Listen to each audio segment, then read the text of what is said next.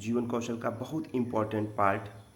जीवन कौशल घटक ध्यान रखेंगे, यह 3 घटक से है। सामाजिक एवं अंतर व्यक्तिगत कौशल, संज्ञानात्मक कौशल, संवेगात्मक कौशल।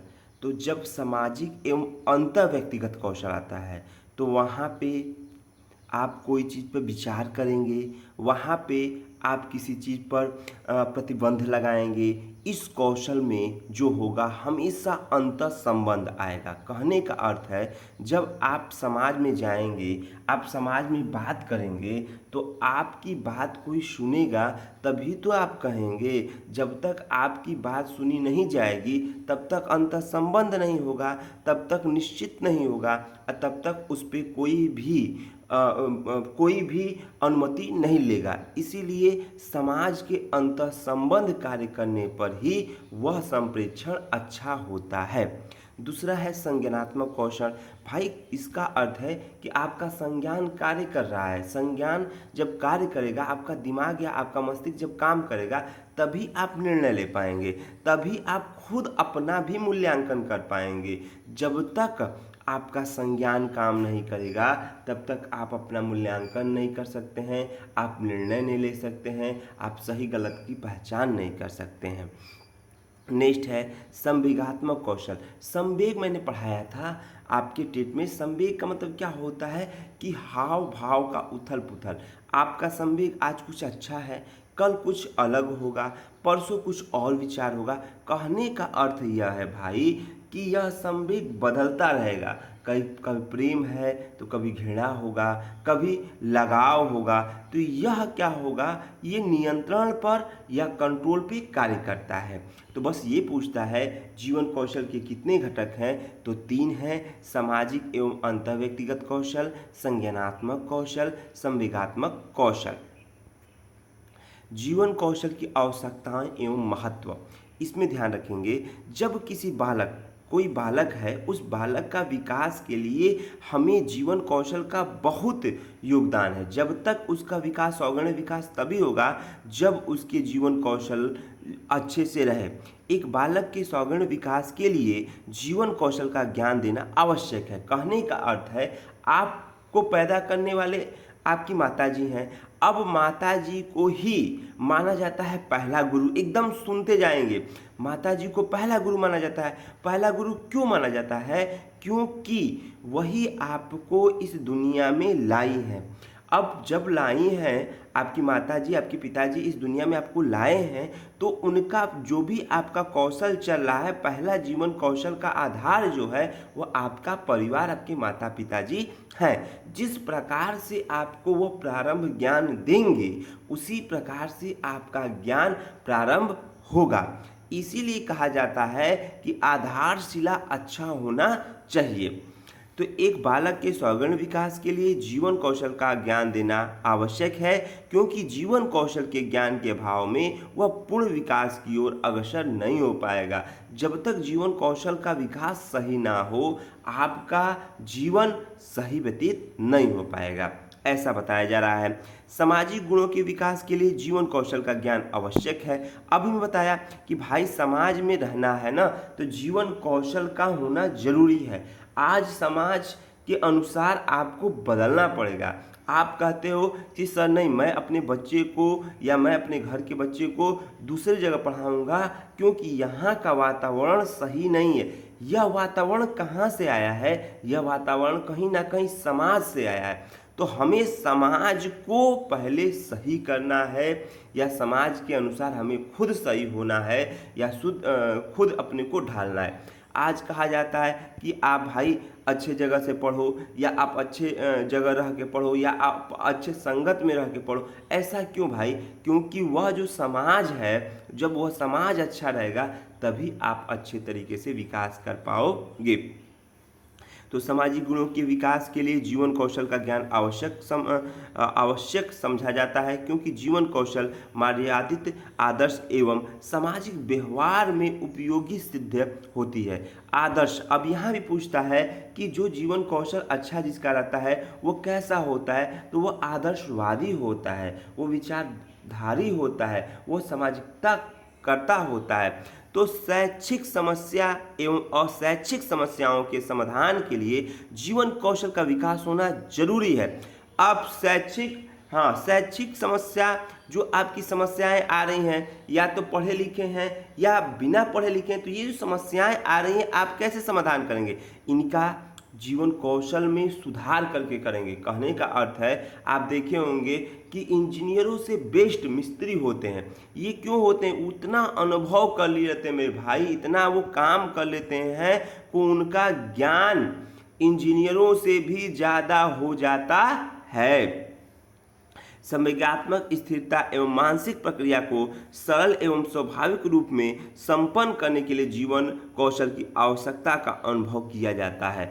अब मानसिक प्रक्रिया, अब जैसे कोई मानसिक प्रक्रिया है, आपका जो सोच है वो कैसा होना चाहिए? वो एक सरल स्वाभाविक होना चाहिए। भाई सरल हो, कोई कितना भी बोल रहा है भाई हमें नहीं बोलना है, हमें अपना काम करना है, अपने एम पर ध्यान देना है, हमें सरल रूप से चलना है।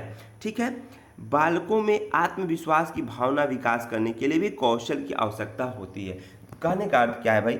आपका आत्मविश्वास सही नहीं रहेगा, आपका आत्मविश्वास सकारात्मक नहीं रहेगा, तब तक आप लक्ष्य की प्राप्ति नहीं करेंगे। तो आत्मविश्वास कहाँ से आएगा? जीवन कौशल की आवश्यकता से आएगा।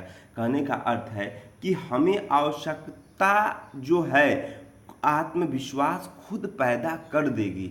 आप बार बार कोई कार्य कर रहे हैं, वह कार्य करने में आप बार बार फेल हो रहे हैं, लेकिन कभी ना कभी आप जब पास होंगे तो आत्मविश्वास आपका और बढ़ जाएगा, क्योंकि वह आवश्यकता ही आत्मविश्वास की कहीं ना कहीं जननी है।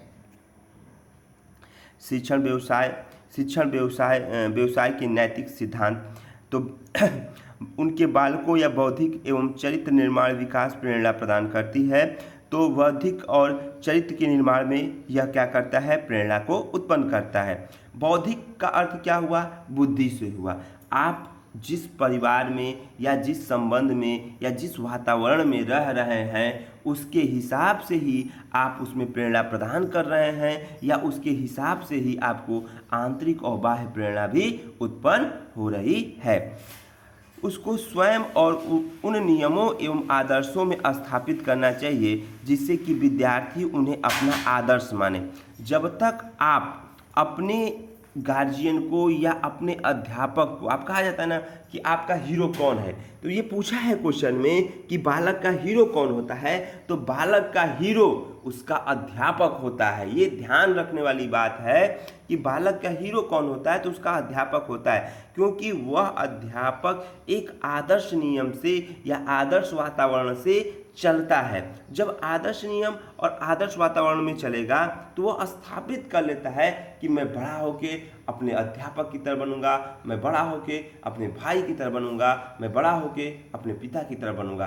तो हमें कहीं ना कहीं अपने जीवन में आदर्शपना लाना बहुत जरूरी है। उसको शिक्षण कौशल एवं ज्ञान जो उसके विषय के अनुरूप का संपूर्ण ज्ञान हो। और ये भी ध्यान रखना है कि जब उसके जीवन कौशल का विकास कर रहे हैं तो उसके अनुरूप पढ़ाया जाए, उसके अनुसार पढ़ाया जाए, क्योंकि उसका ज्ञान उसके अनुरूप ही आएगा, अन्यथा नहीं आएगा। अभी बस टॉपिक वाइज पढ़ना है, उसके बाद बस 3 दिन में आपका जीवन कौशल खत्म हो जाएगा। उसके बाद 200 क्वेश्चन आएगा, जीवन कौशल वहीं पे कंप्लीट हो जाएगा। हर हर महादेव। एक एक पॉइंट बता रहा हूँ, बस आप लोग सुनते जाइए और बस हो जाएगा आप लोग का काम। वह शिक्षण कार्य की गुणवत्ता का पालन करने वाला एवं उसकी गुणवत्ता बनाए रखने के लिए प्रतिबद्ध होना चाहिए। गुणवत्ता पालन करना, भाई आप उसी गुणवत्ता के आधार पर या उसी गुण के रूप में उस बालक को समझाएंगे, तभी वह प्रतिबंधित होकर कार्य करेगा, अन्यथा वह नहीं करेगा। उसको ना सिर्फ अपने संस्था बल्कि समाज के लिए उत्तरदायी कार्य करना चाहिए। ये पॉइंट बहुत इंपॉर्टेंट है, यही पॉइंट पूछेगा। कह रहा है कि आप पढ़ रहे हैं, बहुत लोग पढ़ते हैं तो बस पढ़ाई से मतलब रखते हैं, कुछ से मतलब रखते नहीं हैं। तो ये कह रहा है कि भाई बस संस्था में हो या पढ़ाई कर रहे हो तो बस उतना ही मतलब मत रखो, ये देखो कि समाज के अनुसार आप कार्य कर रहे हो कि नहीं, आप अपना उत्तर या कोई भी चीज़ें उत्तरदायित्व हो कि नहीं, आप उसके लिए आप कार्य कर रहे हो, वो आपके लिए कार्य कर रहा है, तब तो ठीक है, अन्यथा ठीक नहीं है। विद्यार्थियों के सौगुण विकास के लिए प्रेरित करना या उच्च लक्ष्य की प्राप्ति कराना।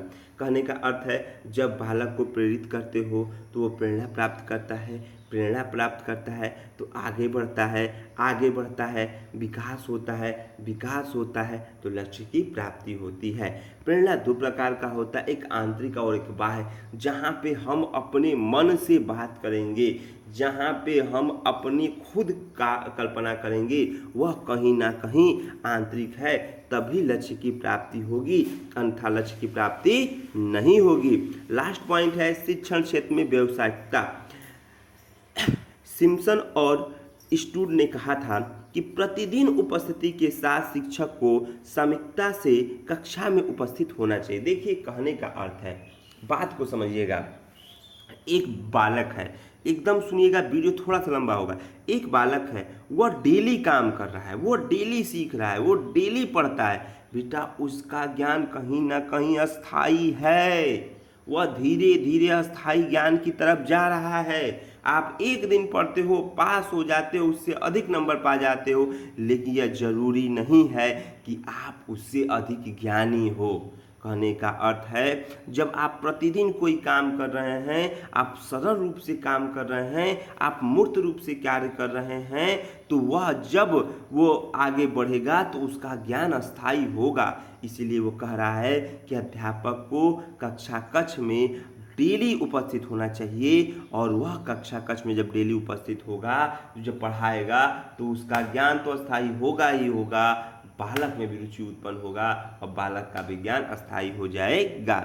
एक अच्छे शिक्षक का शिक्षण कार्यों में व्यवस्था वैज्ञानिक प्रारूप से होनी चाहिए। एक अच्छा अध्यापक वही है जो कि बच्चों को समझ के, बच्चों के हिसाब से पढ़ाए, व्यवस्था या वैज्ञानिकता रूप से पढ़ाए, जिसके द्वारा बालक में रुचि उत्पन्न हो जाए और वह अपने ज्ञान को अस्थायी रूप से आगे ले जाए।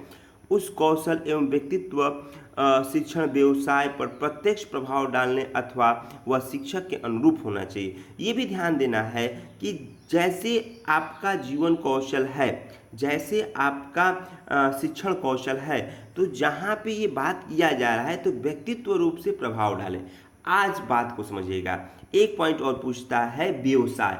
बेटा व्यवसाय का अर्थ ही है ना, जहाँ आप कोई कार्य किया, कोई भी कार्य किया और उसका आपने पैसा लिया, उसका आपने मूल्य लिया, जहाँ मूल्य लेते हैं वह आपका व्यवसाय है, वह आपका व्यवसाय है। तो वही कह रहा है कि कौशल के व्यक्तित्व शिक्षण, शिक्षण भी क्या हो गया, एक व्यवसाय हो गया है जो प्रत्यक्ष रूप से क्या करता है, प्रभाव डालता है, और यह शिक्षक के अनुरूप होने चाहिए। क्योंकि शिक्षक के अनुरूप रहेगा तभी शिक्षक का भी मन लगेगा और शिक्षक उस धारणा से पढ़ाएगा। तो ये आज का वीडियो रहा। सभी लोग 2 से 3 बार बस सुनना है, लिखने की ज़रूरत नहीं है, कोई नोट्स बनाने की ज़रूरत नहीं है, बस सुनना है। 2 से 3 बार सुन लीजिए और उसके बाद जब मैं क्वेश्चन बताऊंगा तो क्वेश्चन को रट लीजिएगा। जीवन कौशल के एक भी क्वेश्चन इधर के उधर नहीं जाएंगे और आपके 2 से 3 वीडियो में जीवन कौशल 10 नंबर का कंप्लीट हो जाएगा। हर हर महादेव, जय हिंद, जय भारत।